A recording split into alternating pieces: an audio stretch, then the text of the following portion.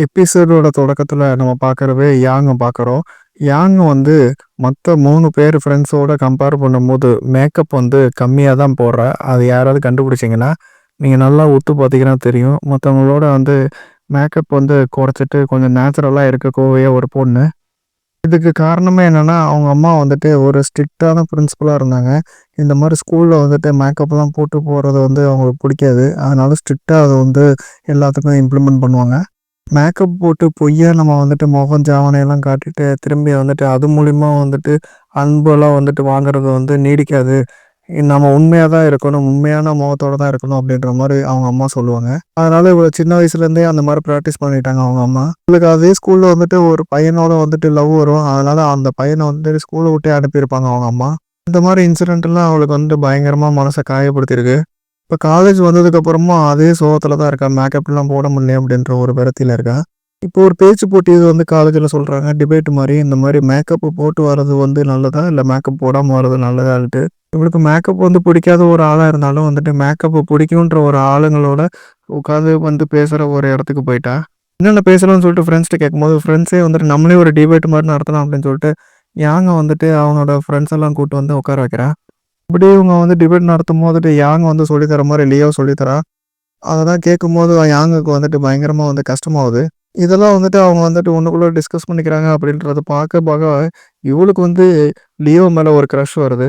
ஃபேனுக்கு வந்து இந்த டைம்ல தான் வந்து லியோக்கு வந்துட்டு ஒரு பிடிக்கிற மாரி வருது. லியோக்கு எப்போதும் போல ஃபேனுக்கு தான் ரொம்ப பிடிக்கும். அவன் அதுக்காக தான் இங்க வந்திருக்கான். அவளுக்கு தான் நம்ம பிடிக்காதுன்னு சொல்லிட்டு அவன் மனசுக்குள்ளேயே வச்சுக்கிட்டு அப்படியே மூடிக்கிட்டான். யாங்குக்கு வந்து புடிச்சு போச்சு அப்படின்னு சொல்லிட்டு, சரி அவள மாத்திக்கோன்னு சொல்லிட்டு கொஞ்சம் கொஞ்சம் மேக்கப்லாம் போட ஆரம்பிச்சு. இதெல்லாம் மெயினா பண்றதுக்கு காரணம் என்னன்னா, லியோ வந்துட்டு எப்படியா கரெக்ட் பண்ணணும், அட்ராக்ட் பண்ணணுன்றதுக்காக தான். அவன எப்படியாவது இவள பிடிக்க வச்சிரணும் அப்படின்றதுக்காக தான் அவ யோசனையா பண்ணிட்டு இருக்கா. இதெல்லாம் பார்க்குற சிஇஓக்கும், மின்னுக்கும் வந்துட்டு இதெல்லாம் வந்துட்டு நடக்கிற காரியமா அப்படின்ற மாரி நெனைக்கிறாங்க. இது முக்கோண காதல் மாரி ஆயிருச்சு. இந்த மாரி யாங்குக்கு வந்து லியோ இஷ்டம். லியோக்கு வந்துட்டு ஃபேன இஷ்டம். ஃபேனுக்கு வந்துட்டு இன்னும் வந்துட்டு என்னன்றது தெரியாம உட்காந்துருக்கா. ஃபேனுக்கு இப்போ பிடிக்க ஆரம்பிச்சாலும் 2 பேரும் வந்து இதுவரைக்கும் யாரும் லவ்வ சொல்லல. இதெல்லாம் அவங்களுக்குள்ள பேசிட்டு இருக்காங்க. இதெல்லாம் நம்ம எடப்பட்டுட்டு நம்ம ஃப்ரெண்ட்ஷிப்ப வந்து கலைச்சுக்க வேணாம். அவங்க என்னன்றது முடிவு பண்ணிக்கட்டும் அப்படின்ற மாரி சொல்றாங்க. அப்படியே அடுத்த நாள் டிபேட் காம்படிஷன் நடக்குது. அதில யாங்கும் வந்துட்டு பார்ட்டிசிபேட் பண்றா. அவளும் நல்லாவே வந்துட்டு ஆரம்பத்துலேருந்தே கடைசி வரைக்கும் பயங்கரமா பெர்ஃபார்ம் பண்றா. ஆனா, அவ வின்னிங் பண்றதுக்கு சான்ஸ் கூட ஆனதுக்கு காரணம் என்னன்னா, முன்னாடியே டிபேட்டுக்கு வந்துட்டு இவங்க ஃப்ரெண்ட்ஸ் கேங் வந்துட்டு பார்ட்டிசிபேட் பண்ணி ஒரு ட்ரையலா முன்னாடியே பண்ணி பார்த்துருப்பாங்க. அது இல்லாம வந்துட்டு லியோ சொன்ன வேர்ட்ஸ் எல்லாம் வந்துட்டு அவன் மண்டையில உரைச்சிருக்கும்.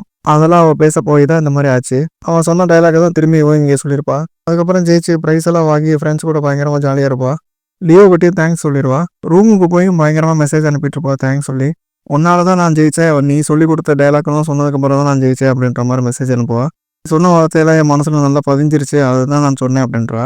இவ இப்படி ஃபோன்ல பேசி முடிச்சதுக்கப்புறம் யாங் வந்துட்டு இவங்க ஃபோட்டோ எடுத்துக்கிட்டதெல்லாம் எடுத்து பார்த்துக்கிட்டு பயங்கரமா வந்துட்டு ஞாபகப்படுத்திட்டே நிக்கிறா. அதே டைம்ல யோசிக்கிறா 2 பேரும் ஒரே ஆள தான் வந்து நம்ம லவ் பண்றோம். கடைசியில இது எப்படி போய் முடிய போதோ அப்படின்ற மாரி அவளும் யோசிக்கிறா. அதுக்கப்புறம் நம்ம பார்க்குறது மின்னு வந்துட்டு சியர் கேர்ள்ஸோட சேர்ந்துட்டு நல்லா பிராக்டிஸ் பண்ணிட்டு முடிச்சு வந்துகிட்டு இருக்கா. அதுக்கப்புறம் அவ கூட இருந்த ஃப்ரெண்ட்ஸ் எல்லாம் வந்துட்டு பிக்கப் பண்றதுக்கு அவன் பாய் ஃப்ரெண்ட் வராங்க. ஆனா இவ வந்து தனியா நிக்கிறா. யாரும் இவள வந்து பிக்கப் பண்றதுக்கு ஆளே வரல. இந்த கஷ்டத்தோட நிக்கிறா. கஷ்டத்துல திரும்பி ரூமுக்கும் வந்துட்டா. இப்ப சியோட்ட பேசுறா. இந்த மாரி எல்லா ஃப்ரெண்ட்ஸுக்கும் வந்துட்டு நம்ம காலேஜ்ல வந்துட்டு லைன் இருக்கு. எல்லாத்துக்கும் வந்து ஒரு ரூட் இருக்கு. நமக்கு மட்டும் தான் எந்த ரூட்டும் இல்லாம இந்த 4 பேரும் தனியாவே இருக்கோம். அது உனக்கு புரியுதா? அப்படின்ற மாரி கேட்கறா. இன்னும் இப்படி சொல்லிட்டு இருக்கும்போது ஃபேனுகிட்ட கேட்கறாங்க எல்லாரும் இந்த மாரி, எங்களுக்கு வந்து ஒரு லவ் லெசன்ஸ் எடுத்து தா. உனக்கு தான் எக்ஸ்பீரியன்ஸ் இருக்குல்ல அப்படின்ற மாரி கேட்கறாங்க. எதையாவது ஒண்ணு கத்துக்கிட்டா தான் இனிமே லைன் பண்றது, நம்ம கரெக்ட் பண்றதெல்லாம் நமக்கு தெரிஞ்சுக்கும் அப்படின்ற மாரி கேட்கறாங்க. அப்படியே ஃபேன் வந்துட்டு ஒரு கிளாஸ் மாரி எடுத்து இந்த மாரி ஒரு ஒரு ட்ரிக்கா சொல்லி தரா. இந்த 4 பேர் கூட்டத்துல வந்துட்டு ஃபேனு தான் பயங்கரமா அட்ராக்ட்டா இருக்கு. நெறைய பசங்க வந்துட்டு இவ பின்னாடியே சுத்திட்டு இருக்காங்க. அந்த எக்ஸ்பீரியன்ஸ்ல வந்துட்டு இவ வந்துட்டு சொல்லி தரா. பசங்கள அட்ராக்ட் பண்றதுக்கு என்னென்ன பண்ணணும்னு சொல்லிட்டு இவளும் ஒண்ணு ஒண்ணா சொல்லி தந்துட்டு இருக்கா. இதெல்லாம் வந்து கத்துக்கிட்டா மட்டும் பத்தாது. நீங்க வந்து இத ட்ரை பண்ணி பார்க்கணும். யார்ட்டயாவது போய் ட்ரை பண்ணி பாருங்கன்றா. சப்ஜெக்ட் படிச்சாலும் ஹோம் ஒர்க் வந்து ரொம்ப இம்பார்ட்டன்ட். ஹோம் ஒர்க் பண்ணி பார்த்தா தான் அது புரியும் அப்படின்றா. சொல்லிக் குடுத்த விஷயம்லாம் யார்ட்ட ட்ரை பண்ணி பார்க்குறதுன்னு சொல்லிட்டு இதுல ஒரு கன்ஃப்யூஷன்ல இருக்காங்க எல்லாரும். அடுத்த நாள் கிளாஸுக்கு வந்து மின்னு போறான். அங்க புதுசா ஒரு பையன் சேர்ந்திருக்கான் பாஸ்கெட் பால்ல. முன்னாடி பார்த்தா நம்ம சீமோன்ற பையன் கிடையாது. இப்போ ஒரு புதுசா ஒரு பையன் வந்திருக்கான். அவன பார்த்தோனே அவன கரெக்ட் பண்ணலாமே அப்படின்னு சொல்லிட்டு அவ போறா. ஃபேன் சொல்லிக் குடுத்ததெல்லாம் இங்க இம்ப்ளிமெண்ட் பண்ணி பார்க்கலாம். இவன்ட்ட இம்ப்ளிமெண்ட் பண்ணி பார்க்கலாம்னு சொல்லிட்டு பயங்கர ஸ்டைலா நடக்கிறது. பயங்கர ஸ்டைலா பேசுறது. பாடியோட போஸ் எல்லாம் ஒரு மாரி குடுக்குறது. பல விஷயம் அவ சொல்லிக் குடுத்துருக்கா. அது செஞ்சு பார்க்கலாம், இவன்ட்ட ட்ரை பண்ணி பார்க்கலாம்னு நெனச்சு பார்க்கும்போது, ஏதோ அவமானப்பட்டு இதெல்லாம் வந்து ஃபெயிலியர் ஆயிடுச்சுன்னா நமக்கு அவமானம் ஆயிருமே அப்படின்னு யோசிக்கிறா. அந்த டைம்ல தேய பார்க்குறா. தேவ் வந்துட்டு இவள்ட்ட வந்து வழிஞ்சு வழிஞ்சு வந்துட்டு இருக்கான். உடனே அவளும் பார்த்ததுக்கப்புறம் ஒண்ணும் பிடிக்காத மாதிரி அப்படியே ஒரு ரியாக்ஷன் குடுக்குறான். இவங்க 2 பேருக்கு இடையில இப்படி போயிட்டு இருக்கும்போது, இதே டைம்ல வந்து யாங்குக்கு வந்து அவ படிச்சதெல்லாம் வந்துட்டு பிராக்டிகலா இம்ப்ளிமெண்ட் பண்ணணும்னு சொல்லிட்டு லியோ கிட்ட போறா. ஃபிரான்ஸ் சொல்லிக் குடுத்த பாடத்திலேயே வந்துட்டு அவங்களுக்கு தெரியாமலே வந்துட்டு அவங்களுக்கு புரியாத மாரியே ஒரு டச் பண்ணணும் பாடி அப்படின்றா. அதெல்லாம் செய்யலாம்னு நெனச்சு பார்க்குறா. அவன் திரும்பி பார்த்துறான். அதெல்லாம் பாழா போயிருது அதுக்கப்புறம் பிளானு. சிஏ வந்துட்டு இதெல்லாம் வந்து பண்ணி பார்க்கலாம்னு நெனைக்கிறது அவங்க டீச்சர்ட்டயே. டீச்சரும் லவ் ஃபெயிலியர் ஆகி உட்காந்துருக்கனால அவர்ட்டயே ட்ரை பண்ணி பார்க்கலாம் அப்படின்னு சொல்லிட்டு இவ போறா. 2 பேரும் லவ் ஃபெயிலியரா இருக்கனால வந்துட்டு பேர் ஆயிக்கலாம் அப்படின்ற மாரி யோசிக்கல. அவரு இதுக்கப்புறம் வந்துட்டு என்ன யோசிப்பாரு அப்படின்னு தெரிஞ்சுக்கலான்னு தான் போறா.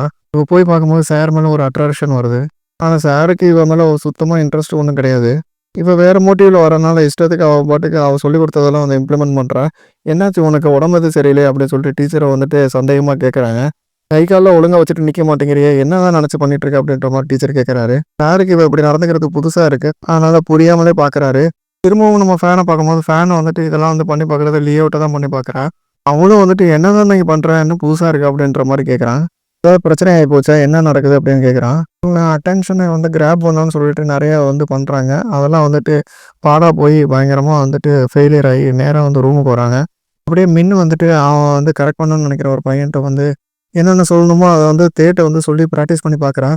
தே வந்துட்டு நெனைக்கிறான் இதெல்லாம் வந்துட்டு நீ பிராக்டிஸ் பண்ணிக்கிறதுக்கு ஒரு பையன வந்து கரெக்ட் பண்ணிட்டு கழட்டி விடுறதெல்லாம் நல்லது இல்லன்னு சொல்றான். ஆனா வந்து கேட்காம திரும்பி அடுத்த நாளே வந்துட்டு போய் பண்றான்.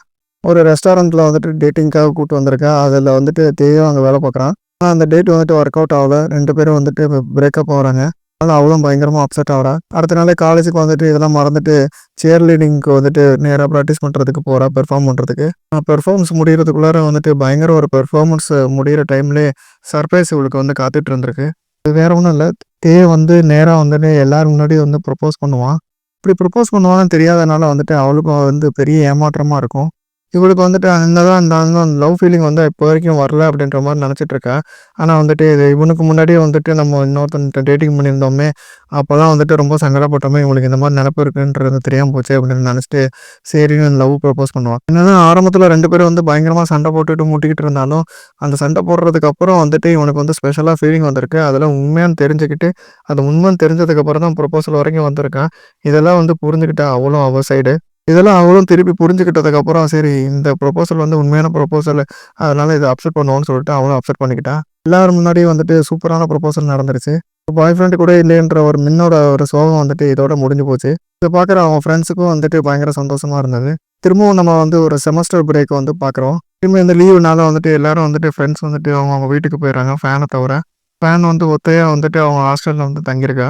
அதே டைம்ல புது பேட்ச் வந்துட்டு வந்து ஸ்டார்ட் ஆகுது. அவங்க அதுல வந்து புது புது ஃப்ரெண்ட்ஸ் எல்லாம் வந்துட்டு உள்ளார வராங்க. செமஸ்டர் பிரேக் வந்து முன்னாடியே வந்துட்டு நான் இங்க இருக்க போறேன் அப்படின்னு சொல்லிட்டு வார்டன்ட்ட சொல்லியிருந்தா, அவங்க பர்மிஷன் தருவாங்க. அப்படி பர்மிஷன் கிடைச்சிருக்கு. அதனால வந்துட்டு சும்மா இருக்க வேணாம் வீட்ல அப்படின்னு சொல்லிட்டு, நேரா வந்து பார்ட் டைம் ஜாபுக்கு போலாம் அப்படின்னு சொல்லிட்டு போறா. ஒரு நாளும் அப்பாகிட்ட வந்து காசு கேட்கக்கூடாதுன்னு முடிவோட இருக்கா. எல்லா விஷயமும் நானே பார்த்துக்கணும் அப்படின்ற மாரி நினைக்கிறா. அப்படியே ஒரு நாள் வந்துட்டு அவளுக்கு பர்த்டே வருது. பர்த்டே வந்து பார்க்கும்போது, இத வந்து செலிப்ரேட் பண்ணணும்னு நினைக்கிறேன். நான் ஒத்தையா இருந்து என்ன பண்றது அப்படின்னு சொல்லிட்டு அத வந்து அவாய்ட் பண்றா. இப்படி இருக்கும்போதுட்டு அவங்க அப்பா வந்துட்டு ஒரு கிஃப்ட் அனுப்பி வைக்கிறாரு. அதுல ஒரு அமௌண்ட் இருந்தது. அதுல ஒரு ஆன்னுவிட்டி இன்சூரன்ஸ் மாரி இருந்தது. அந்த அமௌண்ட் இருக்கிறனால வந்துட்டு அத எடுத்துக்கிறதுக்கு வந்து அவளுக்கு மனசே இல்ல. இந்த மாரி ஒத்தையா கஷ்டப்படுற ஆளுங்களுக்கு வந்து ஒரு சப்போர்ட்டா இருக்கணும்னு சொல்லிட்டு ஒரு வாய்ஸ் கிரியேட்டிங் ஆப் வந்து கிரியேட் பண்றா. அந்த ஆப் வழியா வந்துட்டு யாரும் வந்துட்டு தனியா இருக்கக்கூடாதுன்னு ஃபீல் பண்ணணுன்றதுக்காக அந்த ஆப் மூலியமா வந்து பேசுவா. பிள்ளைகள இழந்துட்டு தனியா இருக்கிறவங்க, அதே மாரி குழந்தைகள இழந்துட்டு தனியா இருக்கிறவங்க, இவங்கலாம் ஒத்தையா இருக்கிறவங்களுக்கெல்லாம் சப்போர்ட்டா இருக்கும்னு நெனைக்கிறா. அவங்க கூட பேசிக்கணுன்றதுக்காக தான் இந்த விஷயத்த எடுத்து இவ வந்து துணிஞ்சு பண்ணியிருக்கா. இது விஷயமா அவ வேலை பார்த்துட்டு இருக்கும்போது, அங்க ஒரு வயசானவர் வந்துட்டு அவங்க அப்பா மாரியே வந்துட்டு பிஹேவ் பண்றாரு. அவங்க அப்பாவோட ரிலேட் பண்ணிக்க முடியுது. இந்த டைம்ல வந்துட்டு அப்பா வந்துட்டு இதெல்லாம் வேணும்னே பண்ணியிருக்க மாட்டாரு. அவர் வந்து தெரியாம தான் இதெல்லாம் வந்து பண்ணியிருப்பாரு.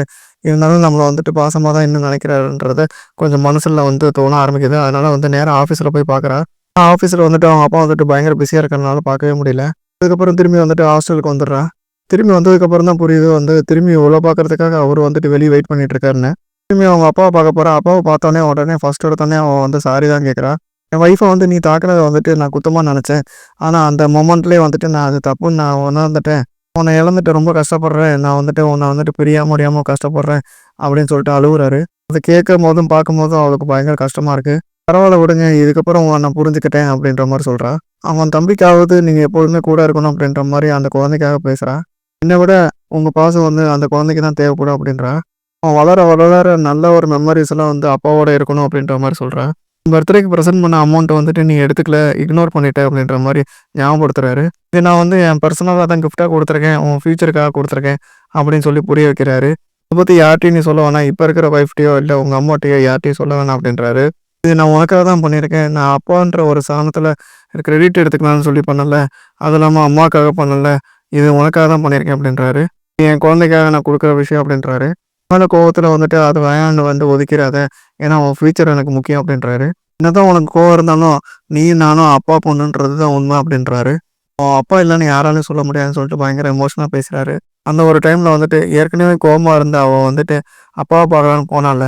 திரும்ப இப்படி வந்துட்டு வந்து நிக்கிறாருன்னு சொல்லிட்டு ரொம்பவும் எமோஷனா பேசுறாருன்னு சொல்லிட்டு ரொம்ப எமோஷனா வந்து அவளும் வந்து டிசைட் பண்றா. இந்த பணத்த வந்து வேணான்னு சொல்ல வேணான்னு சொல்லிட்டு. அப்படியே அப்பாவும் பொண்ணும் நல்லா பேசிட்டு அப்படியே 2 பேரும் வந்து அங்க கடந்து போறாங்க. அப்போலாம் வந்து டைம் கிடைக்குதோ ஃபேன் வந்துட்டு அப்பாவ பார்க்கறதுக்கு நேரா ஆஃபீஸ்க்கு போய் பார்க்குறா.